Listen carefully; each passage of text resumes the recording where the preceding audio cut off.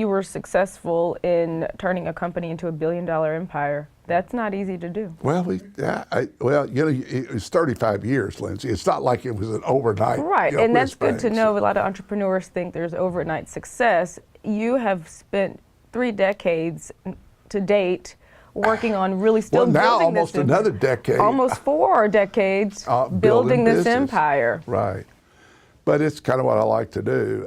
I will tell you that the small businesses are a lot more fun. In the early years of my first company, Acxiom, it was just excitement all the time. And we spent, we're here in New York City, I spent untold days, weeks, and years because we dealt with the ad crowd, the advertising crowd. We dealt with Fortune 500 companies. All the big banks are up here.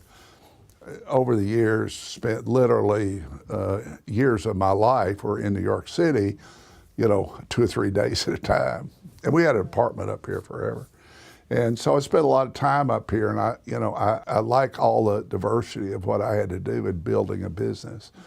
And it was fun for me, but I also like to get very involved in the details, the technology. I'm really a technical geek. I know you can't tell, but I can tell. I mean, you're building, even at a young age, rather, you're putting something together. That's right. Or something about this engineer that was innate in Charles Morgan. That's correct.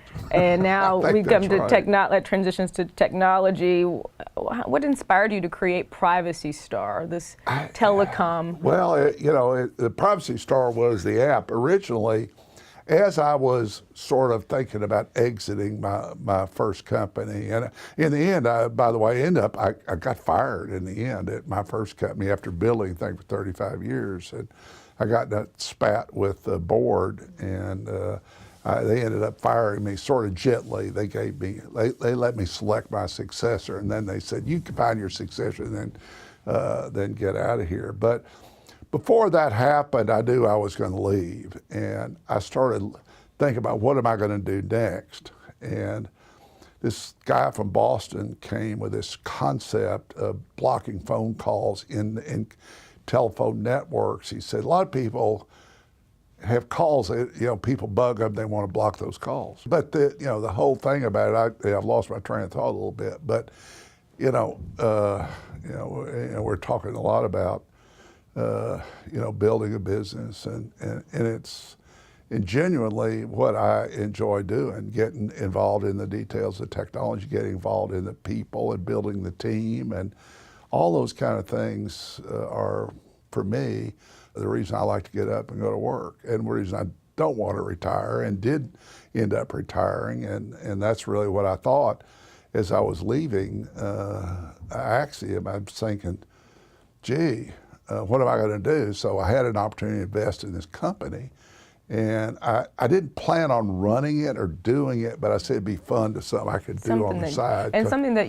would be last long term. There would be some success, and that technology and apps are. Well, but see, this was before apps, Lindsay. I know you're so young, you don't know this was before apps. Okay, so it really was talk about the technology. Literally, when we first built this company, there were really the only smartphone was.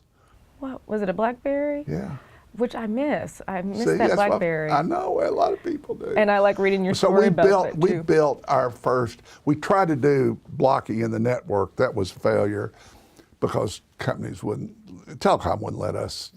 4 guys, Little Rock, Arkansas, come mess with our network. They said, "Are you kidding me?" So we built an app that did the same thing on BlackBerry, and it was a great success, by the way. Not a financial success, but it was people loved it. We downloaded millions to BlackBerry users. Yes. And so that's kind of where we got our start. And we're originally talking about what I wanted to do after and I was transitioning out of my old company.